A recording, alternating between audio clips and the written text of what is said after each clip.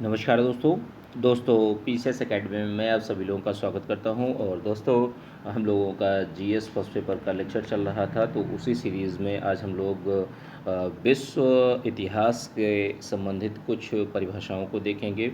और काफ़ी चीज़ें हैं, लगभग 19 पेजेस हैं, तो 3 पार्ट में इस चैप्टर को हम लोग 3 पार्ट में 6-6 पेजेस करके हम लोग देखेंगे। ठीक है, 3 पार्ट में देख लेंगे और जैसे ही ये पार्ट कंप्लीट होगा तो आप लोगों को जो यह पीडीएफ है पेड व्हाट्सएप ग्रुप जो चल रहा है तो उसमें आप लोगों को मिल जाएगी। दोस्तों, यह वीडियो आप लोगों को अच्छा लगता है, वीडियो को लाइक कर दीजिएगा, वीडियो को शेयर कर दीजिएगा। आपको वीडियो कैसा लगा आप लोग कमेंट करके ज़रूर बताइएगा। ठीक है, चलिए ज़्यादा देर न करते हुए आज का जो लेक्चर है उसको स्टार्ट करते हैं। देखिए, साम्राज्यवाद एवं उपनिवेशवाद की अवधारणाओं को हम अच्छी तरीके से समझेंगे। ठीक है, देखिए, सामान्य संदर्भों में जब कोई देश किसी बाहरी देश पर अपने हितों की पूर्ति हेतु नियंत्रण स्थापित करता है तो इस प्रक्रिया को साम्राज्यवाद कहा जाता है। ठीक है, कि जैसे कोई बाहरी देश है दूसरे देश पर नियंत्रण स्थापित करता है, ठीक है, अपने हितों की पूर्ति हेतु, तो इसको हम साम्राज्यवाद बोलते हैं। यह अवधारणा जो है प्राचीन काल से विकसित होती आ रही है और समय समय पर अलग अलग रूपों में भी हमें दिखाई पड़ती है। तो जैसे उपनिवेशवाद है, 15वीं से 16वीं सदी के बीच में भौगोलिक खोजों के समय हमें उपनिवेशवाद दिखाई देता है। नव साम्राज्यवाद 18वीं से 19वीं सदी की औद्योगिक क्रांति के परिवेश में हमें चीज़ें दिखाई देती हैं। ठीक है, तो साम्राज्यवाद का सामान्य अर्थों में अगर आप बिल्कुल व्यवहारिक शब्दों में मतलब समझिए तो किसी भी देश का, जैसे मान लीजिए कोई यह एक देश है, ठीक है, ए नाम का देश है, बी नाम के ऊपर बी नाम के देश पर अपना प्रभुत्व स्थापित करता है, अपना नियंत्रण स्थापित करता है। किसके लिए? अपने ए देश के जो मातृ देश है, अपने मातृ देश के इंटरेस्ट के लिए, हितों के लिए। ठीक है, तो इसको साम्राज्यवाद कहा जाता है और इसी के स्वरूप अलग अलग कालों में अलग अलग चीज़ें मिलती रही हैं। ठीक है, अब देखिए, उपनिवेशवाद की बात कर लेते हैं तो यह साम्राज्यवाद का ही एक रूप माना जाता है। और जैसे भारत है, भारत ब्रिटेन का एक उपनिवेश था, ठीक है, कॉलोनी थी। और जो कि 15वीं से 16वीं शताब्दी के भौगोलिक खोजों के साथ विकसित होती है अवधारणा और उपनिवेशवाद। और जब यूरोपीय देशों द्वारा नए नए क्षेत्रों के लिए व्यापारिक मार्गों की खोज की जा रही थी, जैसे 1492 ईस्वी में स्पेन के कोलंबस द्वारा अमेरिका की खोज की गई। उपनिवेशवाद के तहत ही अमेरिका, भारत, ब्रिटेन का, ठीक है, अमेरिका और भारत किसके उपनिवेश थे? ब्रिटेन के। लैटिन अमेरिका, स्पेन और पुर्तगाल, इंडोनेशिया, डचों को उपनिवेश बने थे। इस व्यवस्था के तहत तो उपनिवेश स्थापना करने वाले देश जैसे ब्रिटेन हो गया, स्पेन हो गया, पुर्तगाल हो गया, तो ये मातृ देश तथा मातृ देश के लिए कार्य करते थे। भारत, इंडोनेशिया आदि जो देश जो कॉलोनी बनी उनको हम लोग उपनिवेश कहते हैं। ठीक है, उपनिवेशों पर प्रभाव स्थापित कर मातृ देश के हितों में उनका शोषण किया गया, जैसा कि भारत का किया गया। किसके द्वारा किया गया? ब्रिटेन के द्वारा। ठीक है, अब अगली चीज़ क्या है? नव साम्राज्यवाद। देखिए, जो उपनिवेशवाद है, ये साम्राज्यवाद है, इसी का आगे का रूप होता है नव साम्राज्यवाद। ये भी साम्राज्यवाद का ही एक रूप है जिसका विकास जो है 19वीं शताब्दी में यूरोपीय देशों के औद्योगिक हितों की आवश्यकताओं अनुसार होता है। इसके तहत मुख्य आर्थिक हितों की पूर्ति साम्राज्यवाद देशों का विशेष ध्यान रहा होता है और इसके लिए यथासंभव सैनिक संघर्षों से परहेज किया जाता है। मतलब सैनिक संघर्ष मतलब सैनिकों के द्वारा कोई भी युद्ध जैसी स्थिति नहीं ली जाती। ठीक है, और 19वीं शताब्दी के मध्य के बाद अफ्रीका का बंटवारा जिस शांतिपूर्ण तरीके से हुआ वह नव साम्राज्यवादी की इस प्रवृत्ति का विशिष्ट उदाहरण। मतलब आपस में लोगों ने बांट लिया कि इस क्षेत्र पर हम काम करेंगे, इस क्षेत्र पर आप उपनिवेश बनाइए, इस क्षेत्र पर आप उपनिवेश बनाइए।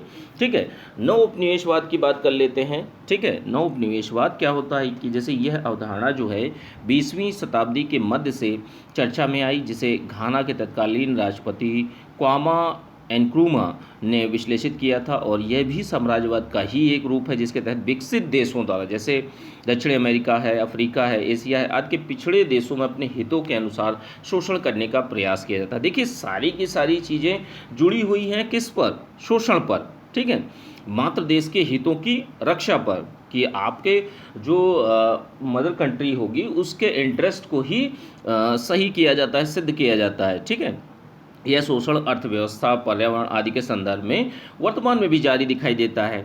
ठीक है। साम्राज्यवाद के विकास के विभिन्न चरणों को देख लेते हैं कि कौन-कौन से कारण हैं, विभिन्न कारण।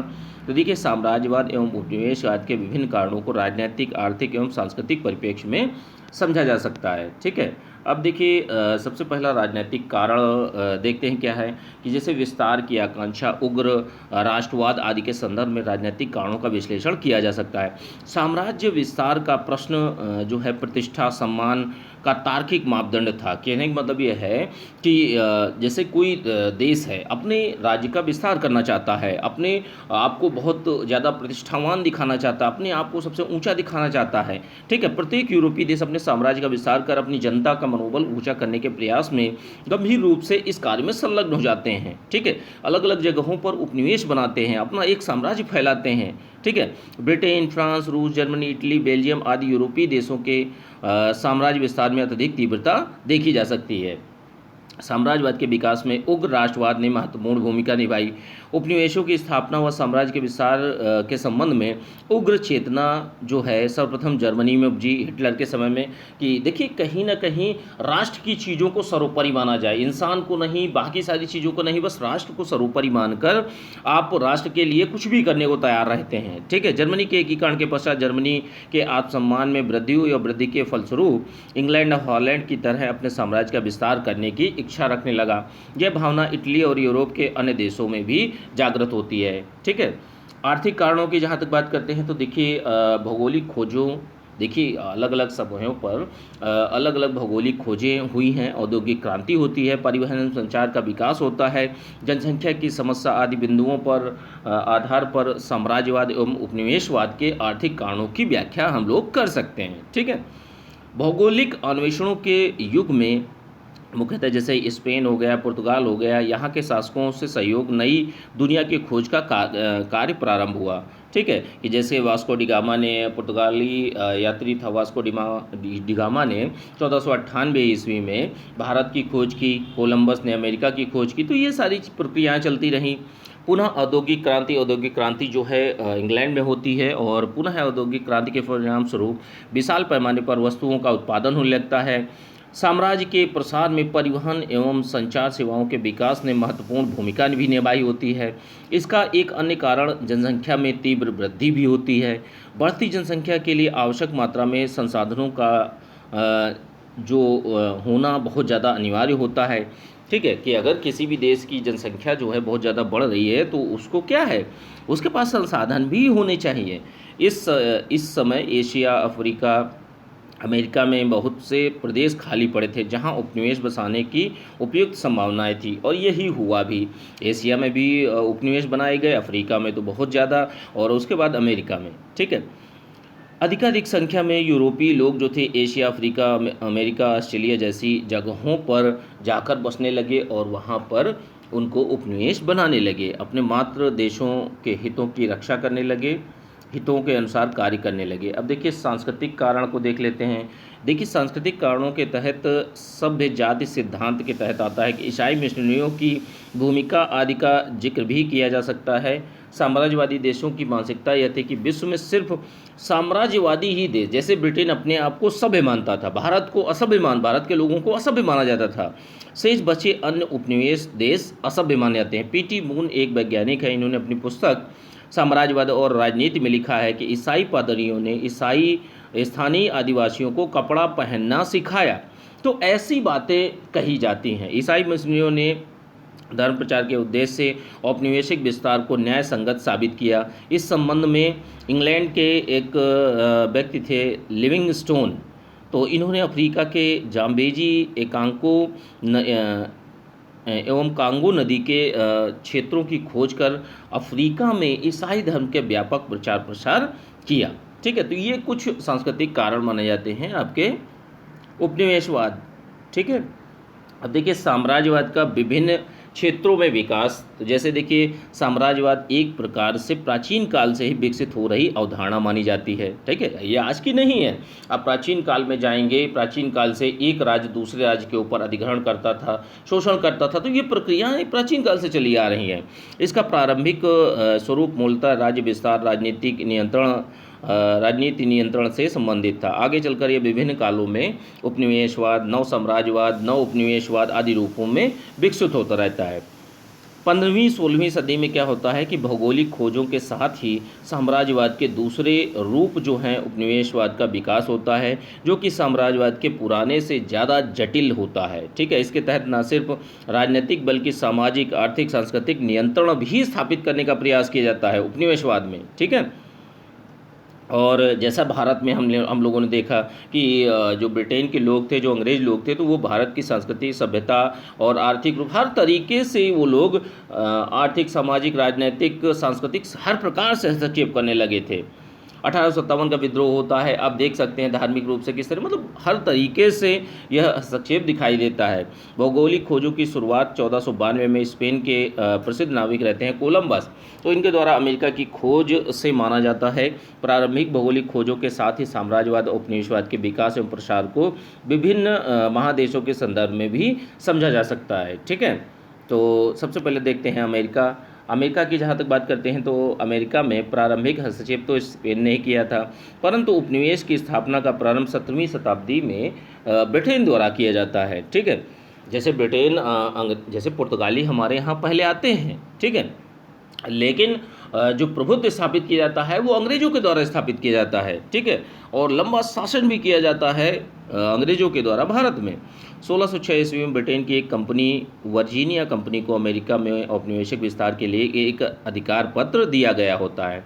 1776 में अमेरिकी क्रांति के पूर्व अमेरिका ब्रिटेन के 13 उपनिवेशों का समूह रहता है, जैसे जिनमें मुख्य जो हैं वर्जीनिया है, न्यू जर्सी है, मैरीलैंड है, न्यूयॉर्क है। ठीक है, तो ये कुछ चीज़ें होती हैं अमेरिका में उपनिवेशवाद की प्रक्रिया को।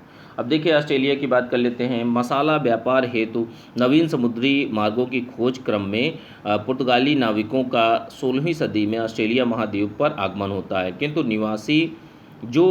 निवास या व्यापारिक गतिविधि हो तो ऑस्ट्रेलिया का कोई प्रयोग नहीं किया गया है। 17वीं सदी में तस्मान नामक एक डच नाविक द्वारा ऑस्ट्रेलिया के दक्षिण में स्थित एक द्वीप जो है जिसको तस्मानिया की और बाद में न्यूजीलैंड की खोज की जाती है। 1770 के दशक में ब्रिटिश नाविक कैप्टन कुक ने यहाँ पर ब्रिटेन के वेल्स से मिलते जुलते प्रदेशों का नामकरण साउथ वेल्स किया गया और इस महाद्वीप पर ब्रिटिश अधिकार स्थापित हो जाता है।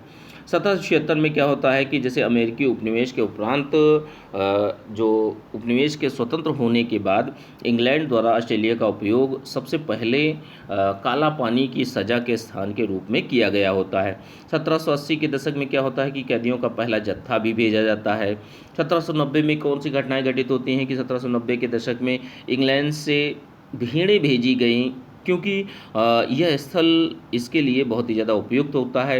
यहाँ कृषि एवं भेड़ पालन के पेशे में तीव्र विकास होता है। आगे चलकर यही सिडनी बंदरगाह का एक प्रमुख व्यापारिक बंदरगाह बन जाता है। ठीक है, 1851 में क्या होता है, 1851 में 1851 में ऑस्ट्रेलिया में अनेक सोने के खानों की खोज होती है, जिसके कारण अत्यधिक तीव्र गति से यहाँ पर ब्रिटिश जो नागरिक होते हैं उनका आगमन होता है। अतः कैदियों की तुलना में स्वतंत्र नागरिकों की संख्या अधिक हो जाती है, जिससे विभिन्न उपनिवेश स्थापित होते हैं। ठीक है, अब आगे की चीज़ देख लेते हैं लैटिन अमेरिका। देखिए लैटिन अमेरिका में अधिकांश उपनिवेश जो हैं स्पेन पुर्तगाल द्वारा स्थापित किए जाते हैं। इस क्षेत्र में साम्राज्यवाद के प्रसार के पीछे सबसे महत्वपूर्ण कारण यह माना जाता है कि प्राकृतिक संसाधनों की संपन्नता।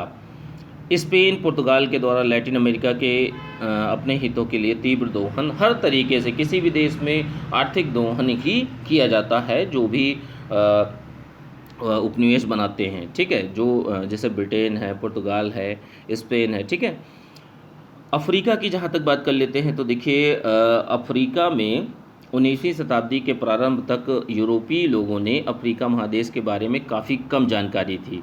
अफ्रीका के तटवर्ती क्षेत्रों से ही वो परिचित होते हैं। अफ्रीका पहुंचने वाले पहले यूरोपीय धर्म प्रचारक एक व्यक्ति रहते हैं, स्कॉटलैंड निवासी लिविंगस्टोन थे जिन्होंने 19वीं सदी के पूर्वार्ध में अफ्रीका का पता लगाते हैं।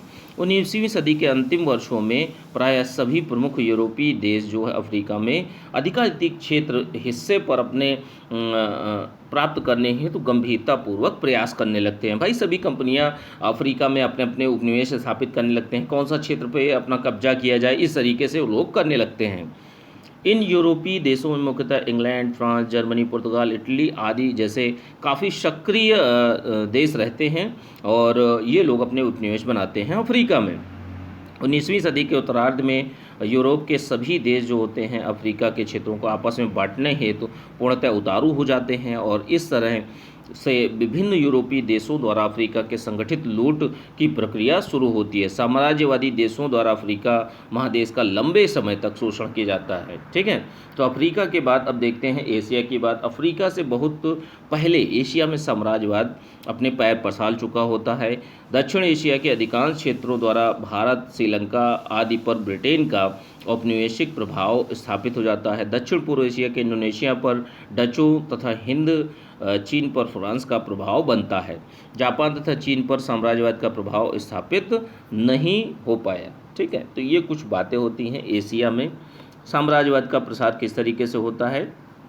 और मध्य एवं पश्चिम एशिया में प्रत्यक्ष रूप से औपनिवेशिक प्रभाव तो स्थापित नहीं हुआ, परंतु इन क्षेत्रों में निरंतर आंतरिक अस्थिरता का माहौल बना रहता है और परिणामतः पश्चिमी देशों ने समय समय पर यहाँ के आर्थिक संसाधनों के कारण हस्तक्षेप की कोशिश भी करते हैं। ठीक है, तो यह एक कुछ विकास की प्रक्रिया साम्राज्यवाद के विकास की।